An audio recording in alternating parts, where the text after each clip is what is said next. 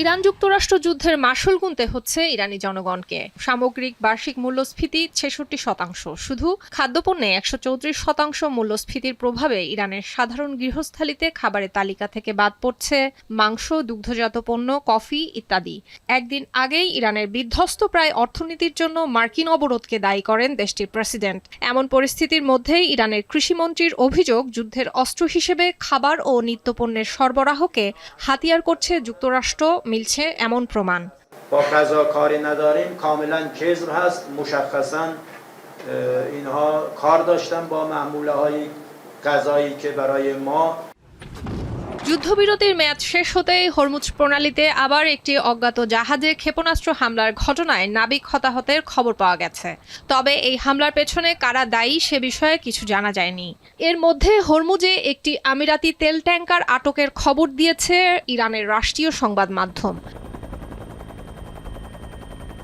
এদিকে বিশ্বের গুরুত্বপূর্ণ বাণিজ্যিক নৌপথ হরমুজ প্রণালীর নিরাপত্তা ইস্যুতে জুনে স্বাক্ষরিত ইরান যুক্তরাষ্ট্রের 60 দিনের সমঝোতার মেয়াদ শেষ হয় রোববার। ইরান হরমুজে পূর্ণ নিয়ন্ত্রণ দাবি করায় চুক্তির মেয়াদ বাড়াবেন না সাফ জানিয়ে দিয়েছেন মার্কিন প্রেসিডেন্ট। ফক্স নিউজের সঙ্গে ফোনালাপে নৌ অবরোধের মাধ্যমে হরমুজের সম্পূর্ণ নিয়ন্ত্রণ নেয়ার দাবি করে তেহরানকে বলেন আত্মসমর্পণের সাদা পতাকা ওড়ানোর প্রস্তুতি নিতে। I feel is necessary. Look, we're in there for one reason. Iran cannot have a nuclear weapon. You understand that? Iran cannot have a nuclear weapon, and they won't have a nuclear weapon.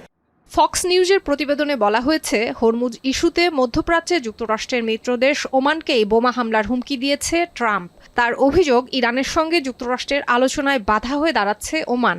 হরমুজে জাহাজ চলাচল স্বাভাবিক করতে Washington ও মাস্কাটের সঙ্গে আলাদাভাবে আলোচনা করছে Tehran. জানিয়েছে ওমানের সঙ্গে সমঝোতায় অগ্রগতির কথা। ইরান যুক্তরাষ্ট্র যুদ্ধের জেরে প্রায় 6 মাস ধরে বন্ধ গুরুত্বপূর্ণ নৌপথটির অচলাবস্থা সামরিক উত্তেজনার দিকে মোড় নিচ্ছে। ফের যুদ্ধ শুরু হতে পারে বলে আশঙ্কা বিশ্লেষকদের। Both sides are essentially making maximalist demands on each other. The Iranians have said that they want to maximize their control of the Strait of Hormuz and charge tolls and maybe Hormuz সংকট সমাধানে আলোচনার পূর্বশর্ত হিসেবে যুক্তরাষ্ট্রকে নির্ধারিত সময়ের আগে মেয়াদোত্তীর্ণ সমঝোতা স্মারকটির সমস্ত ধারা কার্যকর করতে হবে বলছে তেহরান। এ কাজে ওয়াশিংটনকে মাত্র কয়েক সপ্তাহ সময় বেঁধে দিয়ে ইরানের সশস্ত্র অভিজাত বাহিনীর হুমকি, নির্দিষ্ট সময় শেষে সামরিক পদক্ষেপ নিতেও পিছপা হবে না আইআরজিসি। যদিও ট্রাম্পের দাবি, তার প্রশাসন আইআরজিসির সঙ্গে গোপনে সরাসরি যোগাযোগ রাখছে, তাই যুদ্ধ শেষ করার কোনো তাড়া নেই তার। দাবিটি নাকচ করেছে যদিও আইআরজিসি। সুলতানা দিনা, এখন বিশ্ব।